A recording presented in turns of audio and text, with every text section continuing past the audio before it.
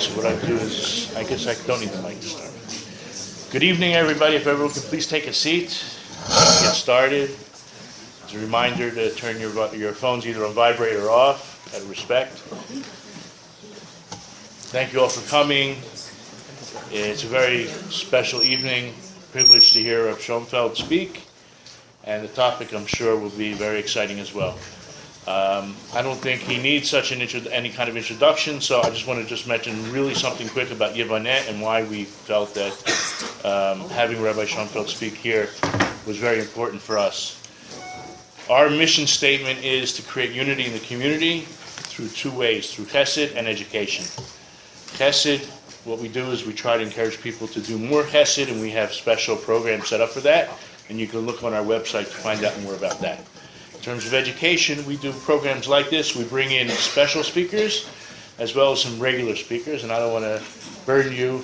Please go on our website, and if you signed up, I promise you, you will be receiving our emails quite regularly.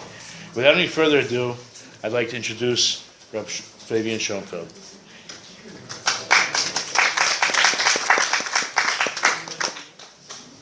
We get that much applause at the end, and we're very grateful.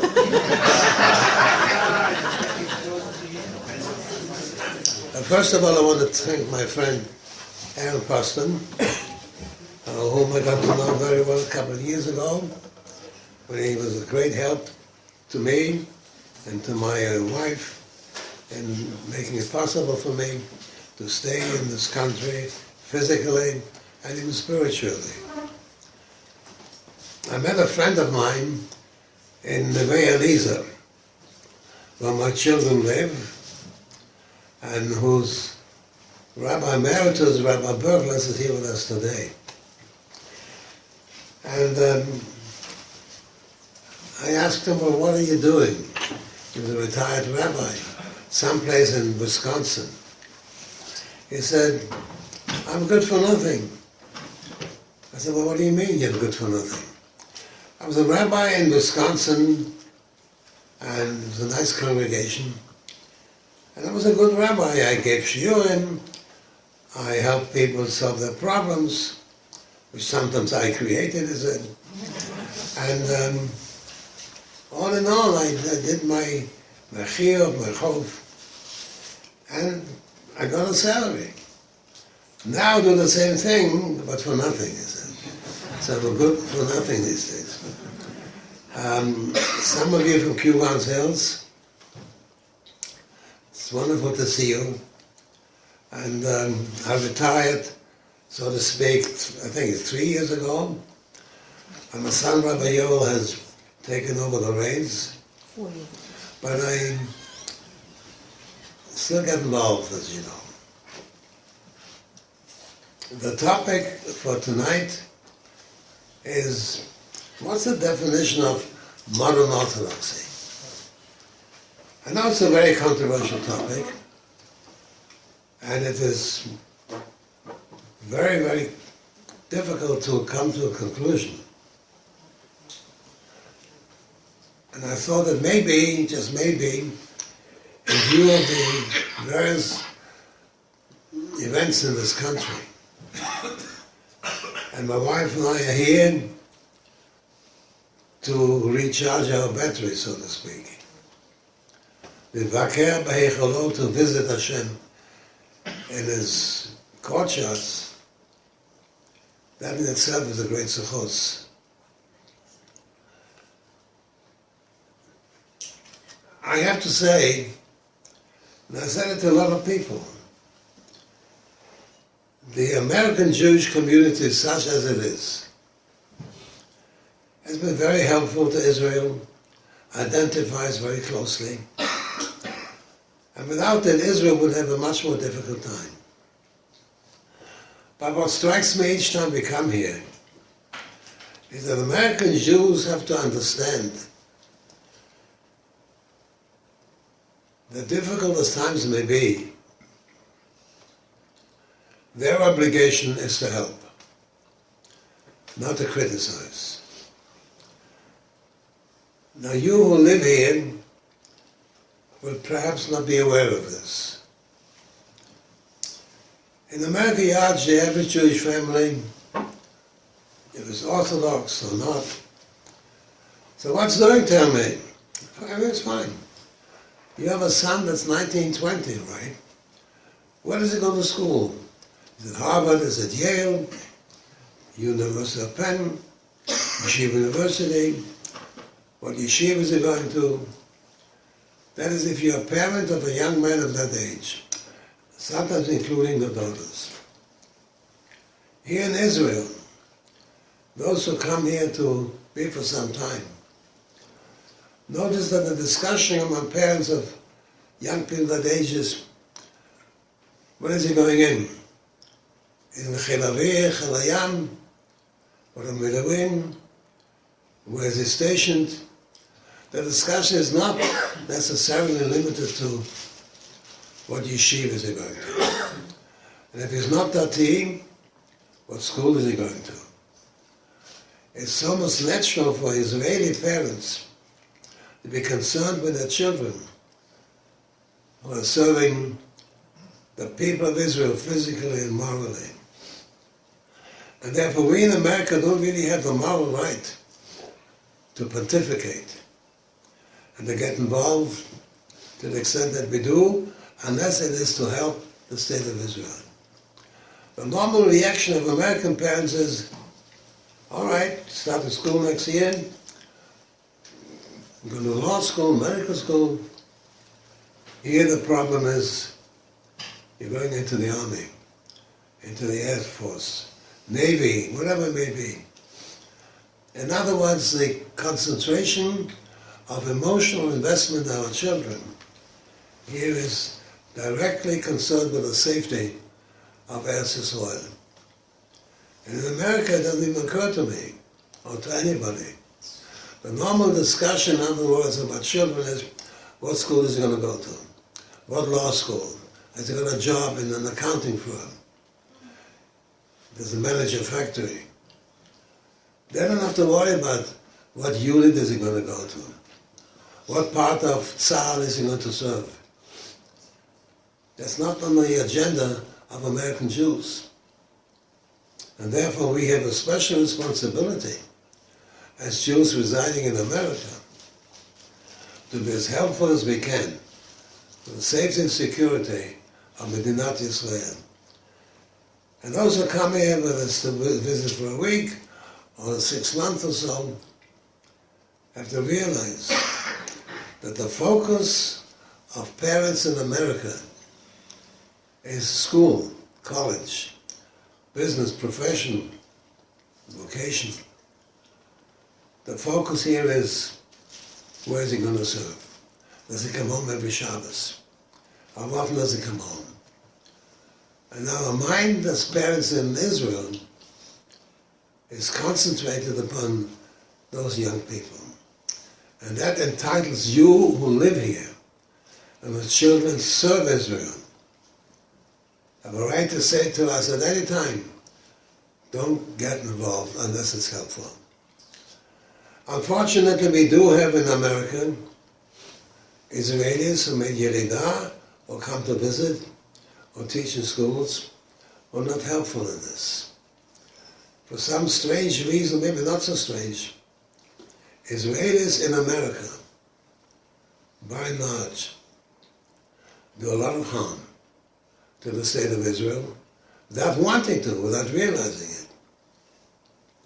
And you have organizations such as J Street, and the organizations here, whether it's Yesh Gvul, whether it's Shalom Achshav, who have to understand that while they have a right to express their views in Medinat Yisrael, they have no right to say things about Israel that the Goyim are happy to hear and do us a great deal of harm. So what I'm trying to tell you is that when we come here, we have a sense of inferiority. Look what they're worried about, look what we're worried about. And even those who go to yeshivas, not getting involved in the problem of Haredim, many of whom are very fine, wonderful people, that our attention in America is not the same that you give to your children here. And I think you should know that many American Jews, like my family, are constantly aware of this big difference in the way we look at our teenage children. And that you have a right to tell us off, ich darf nicht deine teures, I don't need your favors, unless it helps the state of Israel. I wanted to get this off my chest, so to speak, so that you should know that many of our communities, in the back of their mind, know that whatever we say in America, whatever we try to do, whether it's with the President, Congress, organization, has to be for the good of Israel. The trouble with that is that many American Jews who think they're doing Israel a favor by criticizing it. That's not so. So I want you to know that the bulk of American Jews, especially in the Torah community, are constantly aware of what you are going through emotionally, in other ways, by being here and serving Klal Yisrael. The topic today is controversial, I admit. What is a modern Orthodox congregation? That seems to be a major topic of discussion in America and here too. The difference is that you living in Israel are not quite aware of what is happening in America. You're being fed news by the media about conservative, reform, Orthodox, and the Orthodox are a minority, and we have to do what the others want us to do. It's all wrong. It's not true.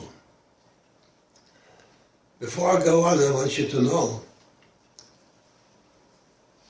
that some of you know me, I know you, others may not. There's a Gemara that tells us that Rabbi Eliezer, Amar Rabbi Eliezer, Gemara Sukkah, Shemiyolov la'amar davar shel Hashem mepei Rabbi, le'olam. He never said anything that his Rebbe would disapprove of. How can it be? He never said anything he didn't hear from his Rebbe. Because I read the newspapers here and I speak to people here and there. And there are people claiming, oh, Rabbi Soloveitchik is the leader of modern American Jews. And everybody's trying to take advantage of that misstatement. The modern American Jew, the modern synagogue, what is it? When people ask me, are you a modern Orthodox congregation? I said, yes. How? We have electricity, we have computers, we have all the needs that we need. The roof leaks, we get the roof made, and we're very modern, right? That's not what they mean. So tonight I want you to see what people like me think about modern Orthodox congregations. Rav Soloveitchik Zatzal never ever used the term modern in referring to Orthodoxy. His daughter, Tova Lechtenstein, in an article to Tradition 2 years ago said, my father never ever referred to modern Orthodoxy. In fact, the Rav said many times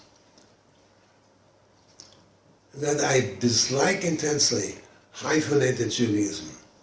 Modern Orthodox, ultra-Orthodox, I don't believe in this. There's Torah or there's no Torah. And to create this kind of a situation where we speak about a modern Orthodox congregation is misleading because nobody knows what it really means. Because of this problem, Rabbi Norman Len, the president of Yeshiva University until he retired, came up with a new idea, centrist Orthodoxy. And I used to argue with him about it. What does it mean? Centrist Orthodoxy. Not centrist Judaism. Centrist, what does it mean? Right, left, wing? I once met a lady in our shul, she came to see me about the problem. She was not a dati, And she said, I said, I know you're a rabbi, conservative rabbi. He's a right-wing conservative rabbi, is he not? She said, Rabbi, I don't understand you. I come from the Lower East Side. I remember as a kid, my grandparents were religious people. Got ready for Shabbos. And they sent me to the Lower East Side to buy chicken. There is chicken, live chicken. There was a shochet there. Shochet did his job. We brought home the chicken, we flicked the chicken. I never knew about right wing, left wing. Chickens are the right wing. That's in the left wing. The Jews should have right wing conservatives, left wing Orthodox. They're not chicken. She was a simple woman, but she spoke the truth. We suffer a great deal in Israel today, and especially in the media, this problem of the role of the woman in Judaism, women in the wall. I don't get involved in controversies here, but these are facts of life. That's what you have to face. So what are we? What are we? Modern Orthodox? Of course we are, but we're not. Depends how you define modern. If modern is using modern means, definitely. If modern means emotionally and philosophically, that's a different story altogether. I once addressed a convention of the OU on the same topic. And they wanted to know, what really does it mean to be modern Orthodox? So I said to him, well, you tell me what you think. Well, Rabbi, will tell you.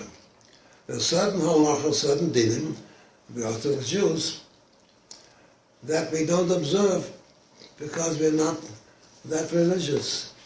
We are modern. I said, let's take an example. Ever heard of Chadash and Yoshan? All the new produce, you all know about this. And by and large, throughout history, Jews did not pay attention because it was impossible to know which grain came from what country, at what time of the year. And the Mishnah Berurah gives you 4 or 5 reasons why the laws of Chadash and Yoshin don't really apply today. But if you can, he said you should. So let me ask you this, I said. You observe Chadash and Yoshin? I hope you all know what I'm talking about. The grain that has gone before this and after this Rosh Hashanah.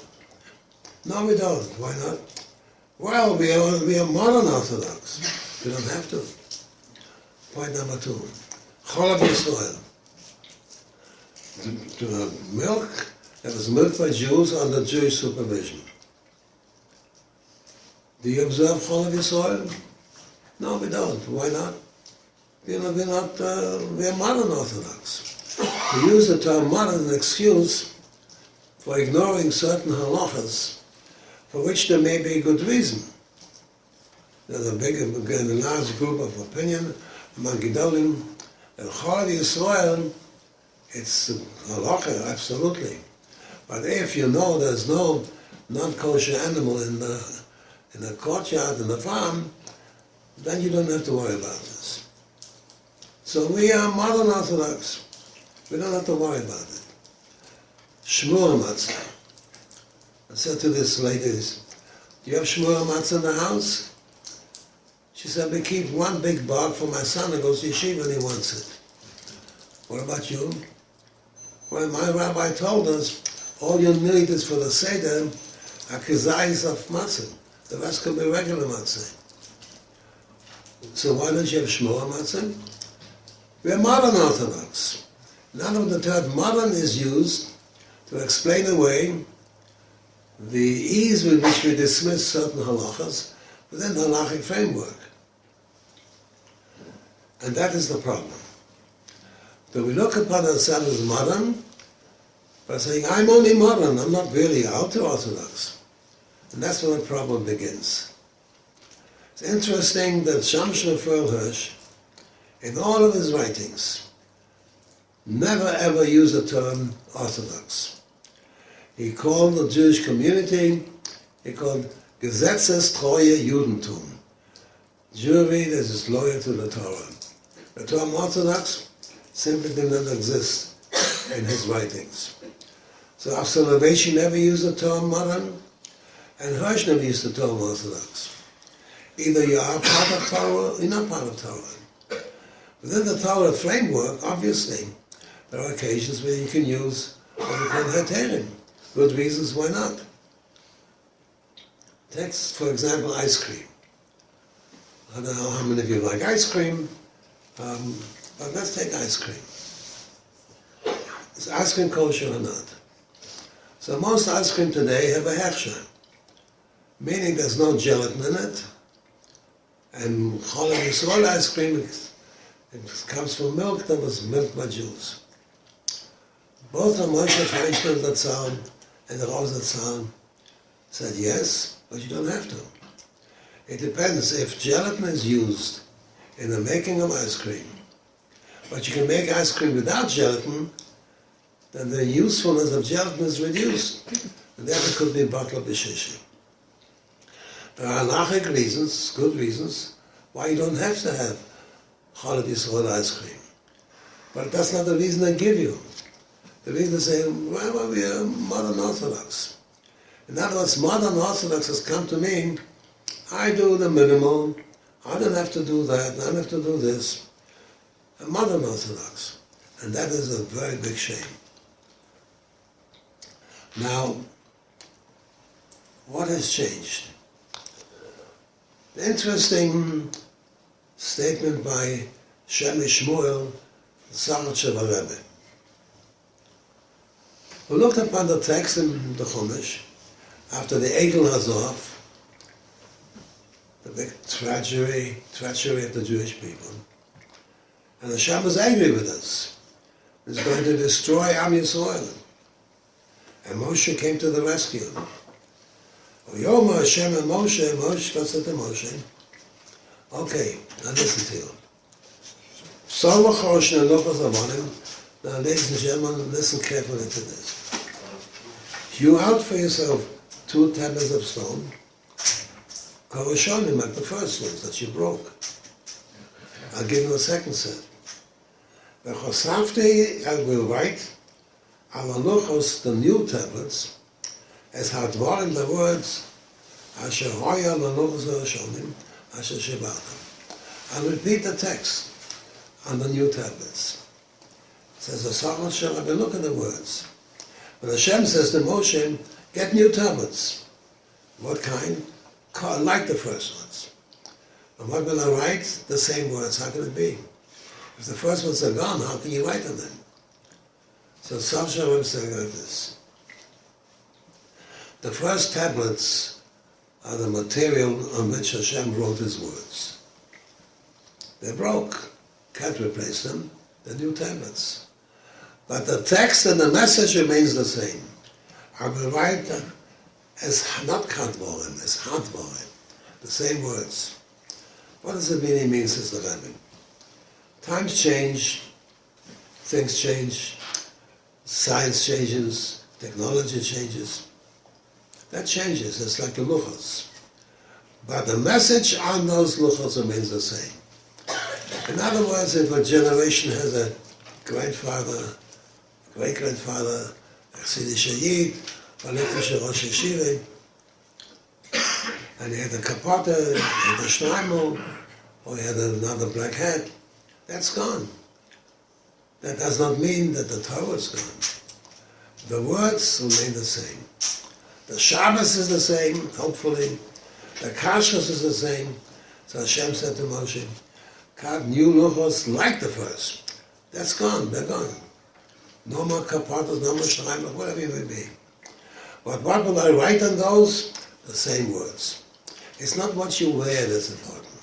Whether it's a kippah skodah, or whether it's a sheitel for women, or a shneimel. That may be gone, but the message is the same. As long as we keep the mitzvahs, as written in the Torah, then this is satisfactory. Now, the problem is that we have a lot of people who don't give thought to this business of modern. What is modern? Maybe in 20 years from now we'll have a Besmela Shabbat on the moon, who knows? Then have a fight who should be the chief rabbi. Then can have a fight who should be the dayanim. We don't know what's going to happen. But the message is eternal. So modern Orthodox is a misnomer. If you say a congregation that lives in modern times, accept it. The mantra of Yeshiva University. Many of you here are Musmachim of Yeshiva, college graduates of Yeshiva. Things have changed. The climate changes even, but the message does not change. Hadvarim remain the same. If you use technology to help us obey halacha, then so be it. There is a strange, what shall we say, description, both of my late brother-in-law, Chief Rabbi Jacobovitz, when he was nifter. All the papers said he combined Torah knowledge with secular knowledge. The same was said of Soloveitchik. In all the Hespedim that were printed, of the Soloveitchik combined Torah knowledge with secular knowledge. Lahadam, lahoid dvarim. There's no combination. Yes, we use it. As the Rambam says, we use it. Now, the one who tackled this problem was Tzvi Hirsch Chayes, over 100 years ago. And he went through the whole list of secular knowledge, disciplines, history, psychology, science, medicine, to show that we have to know these things, but not as partners with Torah, but as assistants to Torah. So modern Orthodox does not mean, as most people say, well, we do this because we only modern. We don't go for that, we are modern. That is an excuse, so there's no validity whatsoever. There's a congregation in Boynton Beach, Florida, where my children, Rabbi Schonfeld and his wife live, and we go there to visit. And there's a shul called Anshe Chesed, nice shul. Different kind of people come for the winter time. And it describes itself in its public statements as synagogue in Boynton Beach, which is modern Orthodox. Now, I'm not a rabbi there, I'm just a visitor, and I stayed there for a while. And one Shabbos they asked me to deliver a sermon I did on this topic. Do not describe yourself as modern Orthodox. It has no meaning. The meaning that it has is it allows you to do things that are not within the halachic framework. That's what modern means. I think we should be very careful before we use the term modern. Now, how do we do this? We do this by following our Soloveitchik's philosophy, Torah. Torah has no partnership. Torah does not need any help. Torah is Torah. If you need help, you consult what Western culture has to offer. But the word "im" is partnership. He said it once at a public lecture at the time of the Levaya of the Rosh Yeshiva of Torah Vodas, Rivkin. At that time he spoke to Rabbi Schonfeld Hirsch, who is supposed to be the leader of modern Judaism, Torah Derech Eretz. Said Rav Soloveitchik the following. I began my remarks tonight by saying that I do not say things that he didn't say. Not verbatim. And I know in my own conscience that as a Talmud of his, as a student of his, I try to live by his philosophy and practice it. Tova Lechtistem said to me, as his daughter, you know, some people look upon my father like a department store. First floor, laundry, lingerie. Second store, housewares. The third store, kitchen utensils, carpets. Whatever you like, you go to that floor and you take it. That's not a department store. My father, she said, is a total personality. Give him what he totally believed in, the certain ideas that he had. Much has been written since the Soloveitchik's Peterim. 20 years. Most of it, excuse me for saying it, totally erroneous, totally wrong. They do not understand it. There's a story in the Gemara in Chagigim. Rabbi Yeshua lived in a quaint little village in Eretz Yisrael called Pekin. If I ask for a raise of hands here, who's been to Pekin? Like 3, 4, 5? Who has not been to Pekin? Don't be embarrassed. Pekin is a wonderful place in the north of Eretz Yisrael. It's the only village in the land of Eretz Yisrael that was never without Jews. It's a quaint little village which is inhabited by Druze mostly. There isn't even a highroad there. You go up north, the little path that says Pekin. It's like Wonderland. You go walk into Pekin, you live in river, small houses, and a shul. There's a family called Cohen, who for hundreds of years have been living in Pekin. They're the only Jewish family that lived throughout all the periods of Eretz Yisrael with Jews. Roman, Syrian, Greek. And there's an old lady that has a key. So we went to this place, Pekin, with our shul together. And within 5 minutes you transformed into some kind of Alice in Wonderland. You don't think that you're in modern days. And we davened, Mincha there, where Rabbi J.B used to. At one time Rabbi Yeshua used to live there. So it came a time of Yontif. Some of his Talmidim went to visit him. And he asked him, what's new in the yeshiva world? Tell me. He said, we should tell you. We live because of you. You should tell us. He said, nevertheless, I want you to tell me what's going on in the world by Pekin. So the Talmidim said, it's interesting. Talmidecha anu, where are you Talmidim? Umemecha anu shosim, we drink from your water. You want us to tell you? The same story you find in Talmud, in Chagigah and Yerushalmi. One word is different. They said to him, Kulam Talmidecha, all of you Talmidim, and you want us to tell you? You're supposed to tell us. What's the difference? Rabbi Soloveitchik had 3 kinds of Talmidim. Those who went to Yeshia, some of you did, and now there's Torah. Then there are those who came from all over the city to hear it. And then there are those, not too many, who became part of his life and they became part of their life. I belong, I think, to the group of Talmidim who can say he was part of our life.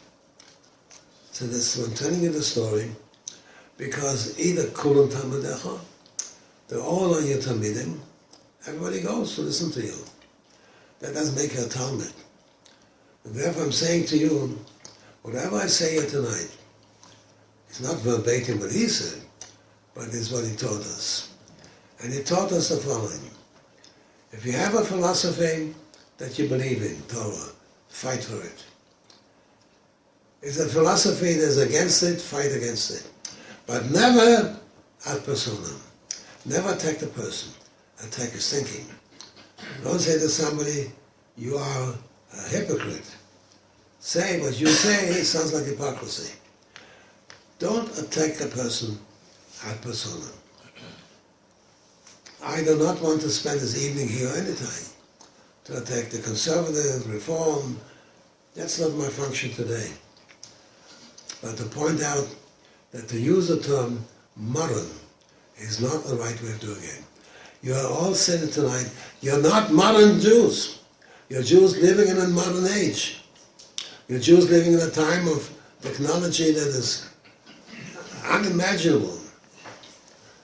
But the Torah hasn't changed. Finally, I want to say this to you. I spent last Shabbos at the Ramada Hotel. I'm not advertising the hotel as such. I'm not against it. It was a group of people, Jewish academicians, Orthodox, who got together, and I was made aware of this by my son-in-law, Dr. Pinchuk, and his wife, and we went. I must tell you, I was impressed. That the people at that Shabbos weekend were all academicians, different universities, different places of instruction. There was a spirit of amity, and I saw men of science, men of knowledge, who were real B'nai Torah, and really people who live Torah life. If you look in Malachi, at the end of Malachi, it tells you who do you look up to for being your Rebbe. Torah's emes hoyse befiu. The teacher had the law of truth. Ve'avlo lo emense b'svosa. Never spoke evil. Ve'shalom u'v'misha olachidim. He walked with God. Ve'rabim heishim yo'avam. And turned people aside from sin. Now comes the problem. Ki sifsei kohen yishmu odas. The lips of the kohen, the teacher, observe the law. The Torah Yeraksha Lepi, and people seek Torah from him. Ki Malach Hashem Tzevasu is an angel of God. Malachi the prophet, the last prophet in Tanakh, says the teacher of Torah is like an angel of God. So the Gemara looks upon this pasuk and says the following.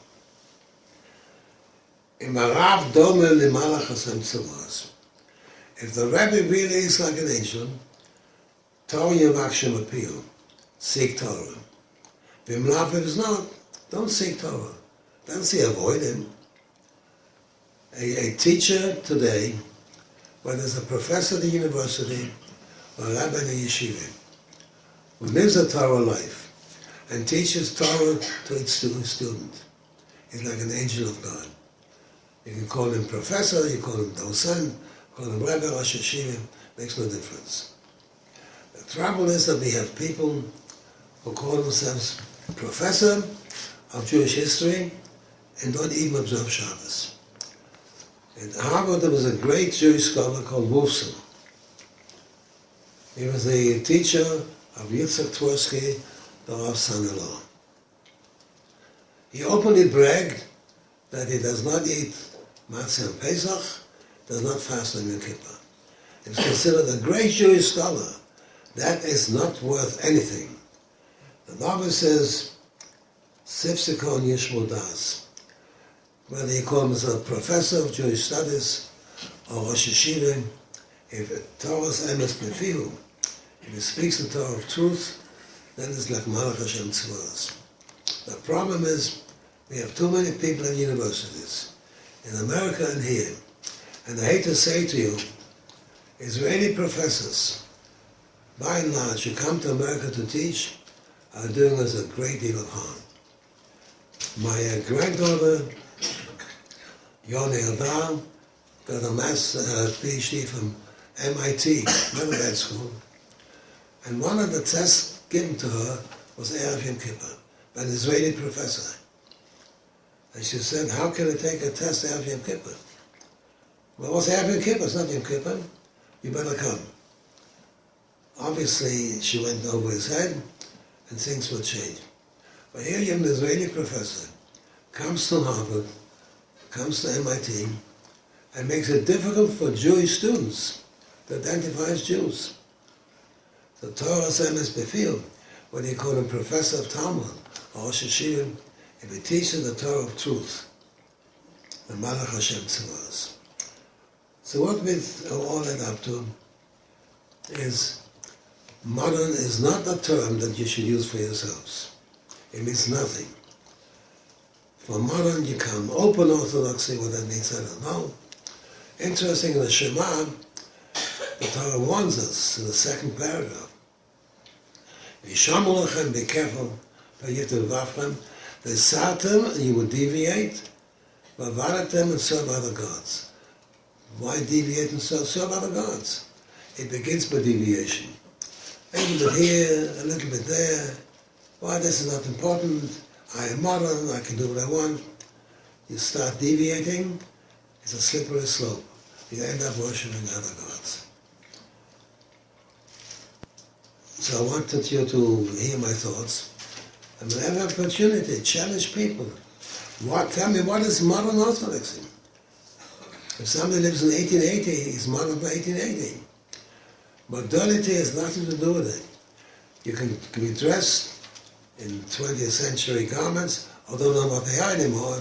You look at them, and you don't have to have a velvet yarmulke, kippah sruga, or you can wear a shtreimer, doesn't make any difference.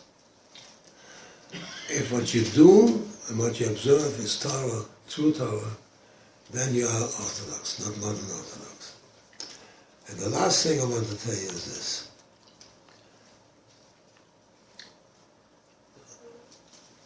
Rabbi Chaim Brisker, the Rav's grandfather, used to eat fruit and sukkahs outside of the sukkah. In Brisk, that's how Soloveitchik told us in Shia. And I said, why did you do that? You're machmir. He says, no. I'm machmir when I do not know what the halacha is. The halacha is you can eat perikos the sukkah. I don't have to be machmir, that's what the halacha is. People are machmirim, mekilim, the big difference. Between a mekel and a kal. Dr. Belkin, Oliver Shalom, was a Talmud of the Chofetz Chaim. He was a Yosef Rezev, a young man who lost his parents, and was accepted in the yeshiva of Chofetz Chaim at the age of 7 or 8. There was a time, not many years ago, he's gone for many years, when he wanted to move the library of Stern College for the women uptown. So all this big outcry to Rosh Yeshiva. He said, no, what I mean is divide the days to save money. And he called a meeting of people in Yeshiva. At that time I was president of alumni. I was there. And he told us the following story. And that you should take with you when you have to deal with the women's learning, women's studying, the whole business. Not getting into that now. The Chofetz Chaim came into the yeshiva. He says, I'm old and weak, I don't travel, but tomorrow I want you to fast. Why? I have to go to Warsaw to meet the Gerer Rebbe. Because the Gerer Rebbe is in favor of Beis Yaakov schools. He wanted Beis Yaakov schools. And that is against halacha. Girls studying Torah. So I have to go and convince the Gerer Rebbe. He came to Warsaw, he met the Gerer Rebbe, the Rebbe's Chofetz Chaim. All right, maybe you're right, in Radin. In Warsaw, you're wrong. The girls go to gymnasium, Goyish schools, and they study things far, far worse. In Warsaw, I need Beis Yaakov. Otherwise, we lose the whole generation. The Chofetz Chaim came back to Radin. He said the Rebbe not only is right in Warsaw, in Radin too. And he was about to build the yeshiva in Radin, but it didn't come about. This is why Beis Yaakov was founded, to give girls the opportunity to study Torah. Again, not getting the whole bomb, but problem at this time. So in conclusion, modern Orthodoxy does not exist. There ain't no such animal. There's Orthodoxy, if you use the term, set in modern conditions. It has nothing to do with what you do. If you tell me you're not makbid on Gedolei Yisroel, that the halacha says you don't have to be makbid because there's no treif animal, fine, no problem. But if you tell me I'm not using Gedolei Yisroel because I'm modern, don't use modern as an excuse to evade halachas again. I made this my mission in my old age, wherever I go. Modern Orthodox. It's Orthodoxy. According to Hirsch, not even that term. So I hope I convey the message to you. Avoid the term modern. Stop people saying, well, what do you mean by modern? Oh, modern means I don't have to do this, I don't have to do that. That's not modern Orthodoxy.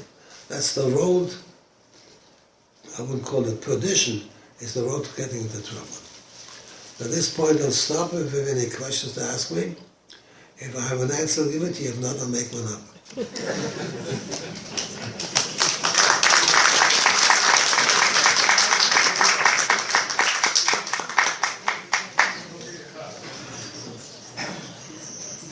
Any questions?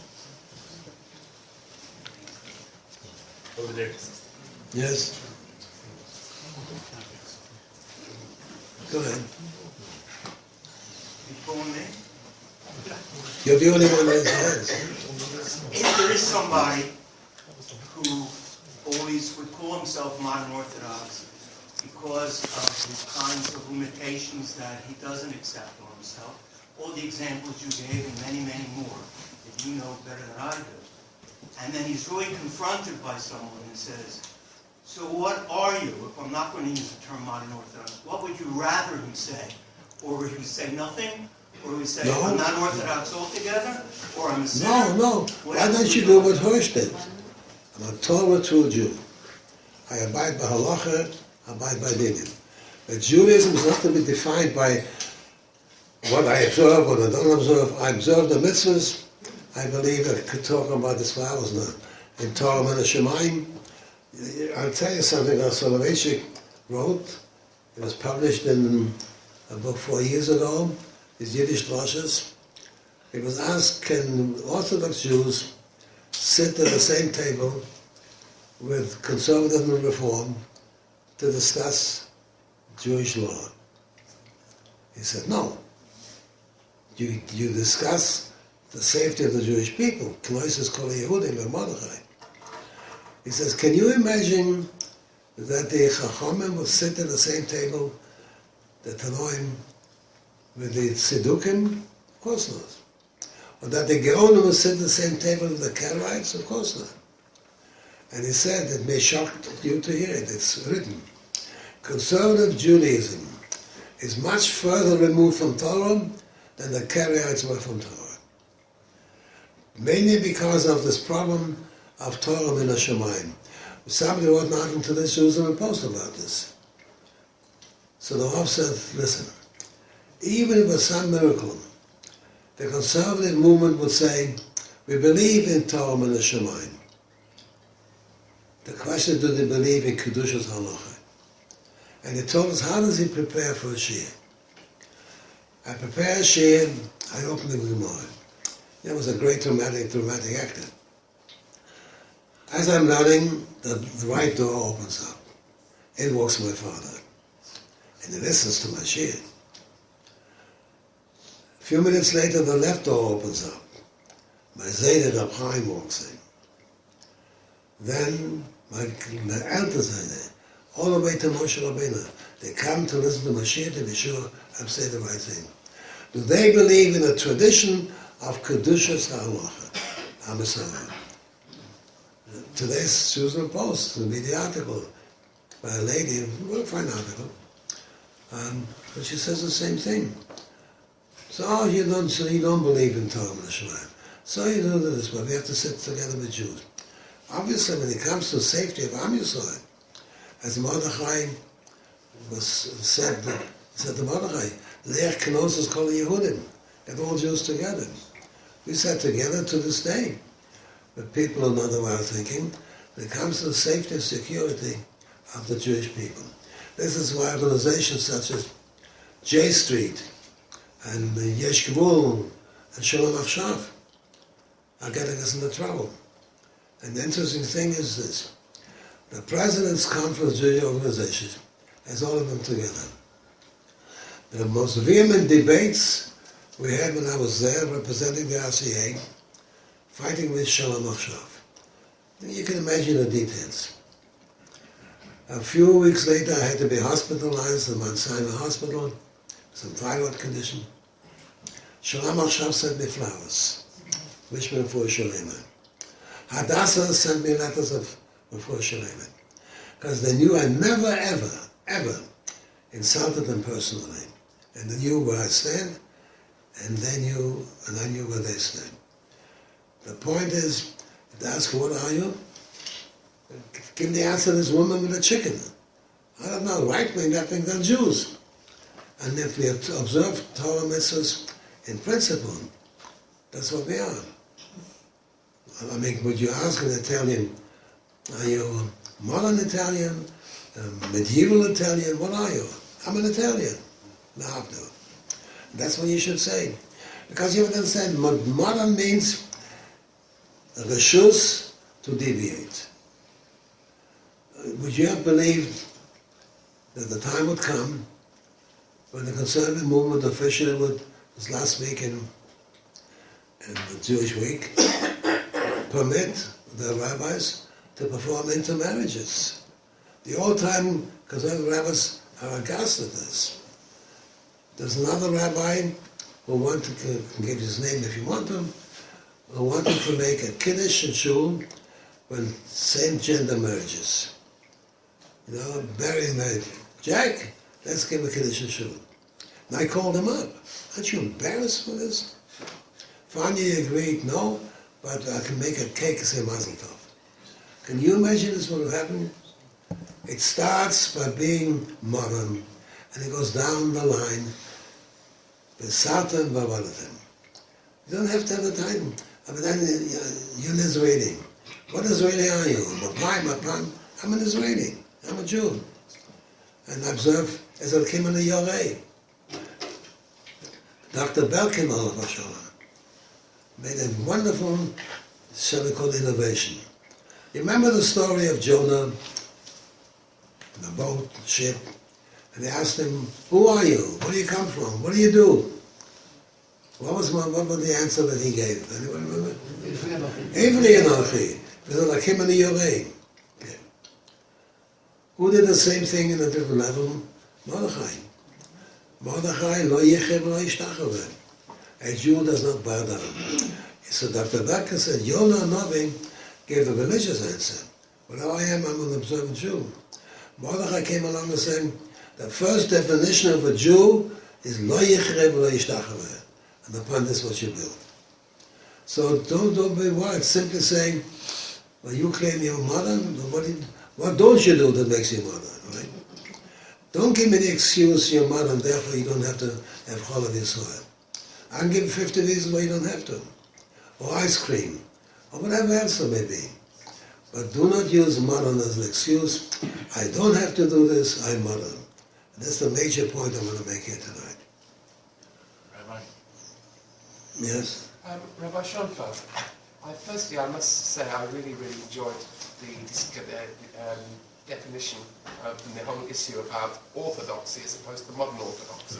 But, say I'm in the following situation. My son, say for example, he's learned in yeshiva for 3 years, thoroughly. And then he says to me, I want to go to medical school, I want to go to college. And he goes to college. He lives up the halacha, and he becomes a doctor, and he does a great deal of service to Klal Yisrael. My cousin, same age as me, he's got a son the same age, and he lives in Bnei Brak. His son goes to Ponevezh Yeshiva. Right? If he was to have asked his father, could I send my son to university, he wouldn't have known where to turn. As I said, could I go to university? He wouldn't know where to turn. Now, relative to my cousin's son, right? My son is following al-pi halacha way of life. But in the eyes of those people in Bnei Brak, this would not fit into their lifestyle. So my son would then answer, well, I'm modern Orthodox, and that's what he means. No, he's not living against the halacha, but he's doing something that his cousin in Bnei Brak would never be allowed to do. I'll give you the answer to the same thing happened to my grandson. I have a grandson who went to yeshiva, Merkaz Torah, whose principal was, at one time, a colleague of mine, Rabbi Meyer Berglas. What's his name? What's his name? Huh? Rabbi Ratman. Rabbi Ratman. Rabbi Waxman? Ratman. Yeah. Rabbi Ratman. Yeah. So he went there for 3 years, and he said, I want to become a doctor, my grandson. And he went to the Rosh Yeshiva. He said, I want to become a doctor. The next year, he says, leave the yeshiva today. Why?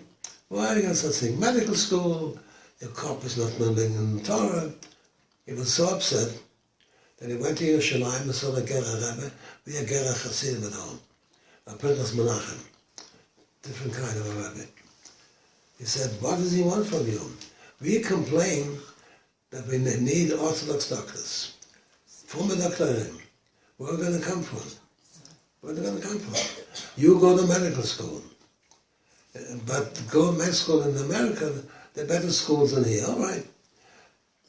It turned out that he went to law school instead. So now he has the basis of malpractice, you know. So you happen to be right.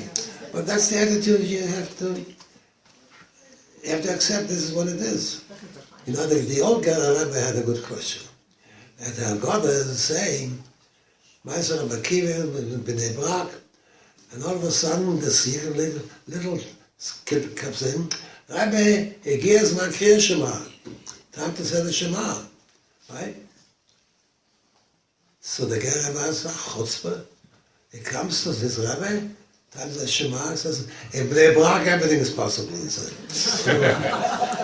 So you're picking him on the sun. We have the same problem in the States, not in B'nai Brak. Same story. And this is why a modern Orthodox Jew, your son should say, I'm a Jew. I don't come as a modern. I go to medical school because it's permissible and it's commendable. The Sharet Tzedek Hospital, the director was Dr. Falk Schlesinger, a real Yeki, no, Yeki should be Yeki. And he happened Shabbos, when the Briskalovs, the daughter-in-law had babies, twins, on Shabbos. After Shabbos, the Briskalov went to Dr. Schlesinger. Do you have any connection with Yekis at all? The German Jews? Do you? I am honest. Huh? My family are from Frankfurt. Okay, I figured that much. Now, so the Briskalov came to him and says, Dr. Schlesinger, I must tell you, I'm amazed. I looked at the records of the hospital. Everything was done Kedas HaKedim on Shabbos. I really commend you, and I want to give you a bracha. Okay? Yiboneh k'moscha b'Yisroel. There should be more like you in the Jewish people. Being the Yekides was a cousin of my in-laws. Dr. Schlesinger says, really? You mean it? Yeah. Where's it going to come from? You don't let your Talmidim go to medical school. You want more from doctors than give them to us. You have to be right. There's certain things you can't fight. You come from Pressburg? Your family? Frankfurt, and now I understand. I tell you about Frankfurt. Interesting. Frankfurt, what's your last name? My last name is Solomon, but the German side of my family is Strauss. Oh. Strauss? There are many Strausses around. We were also members of your late brother's community in London. Brother-in-law, I'm sorry. Yeah. I know a lot of Strausses. But anyway, what was I telling you? Frankfurt. Yes. Frankfurt had a great, great Jew.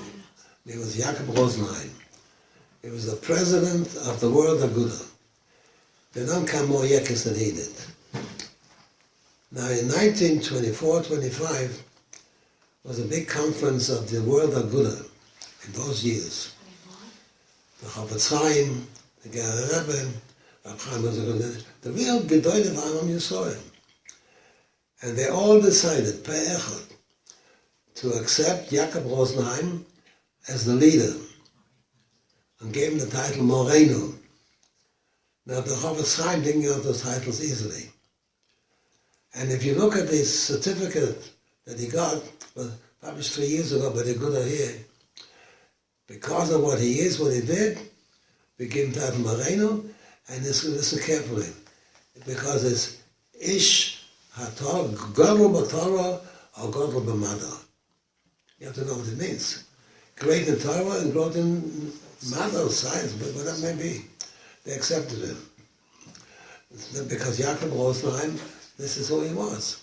I knew him very well. from my days in London. So that's the answer. Don't see. Give me an example of your son. You're right, but you know I'm not going to change that. The same problem serving the army. You're not going to change this problem.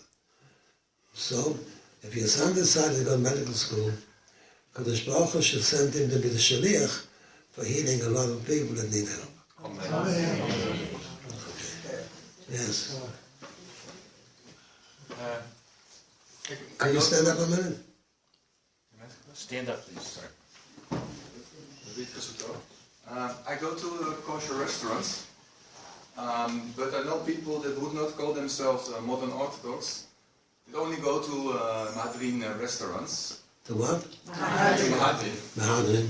Yes. 10-minute difference anyway. I understand. Okay, so they say they are checked more regularly and by God-fearing people, and standard kosher restaurants are apparently not. So should I not go to the kosher restaurants, or are they keeping more halakha, or what's going on? Is there a difference between modern Orthodox and yes? So what is it? That's not a difficult question to answer. Either something is kosher or it's not kosher. Now I'm going to say something to you about this. Unfortunately, whenever money is involved, fees that you pay, hashgacha that you pay, you run into this problem. Glatt kosher and not kosher. The typical case, the whole concept of glatt kosher. I wonder how many of you here know what it means. Anybody knows what it really means? Yes, go ahead. Go ahead.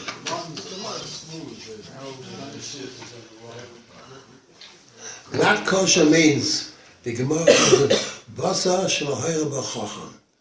Meat that was subjected to a question and was ruled to be fine. No doubt about it.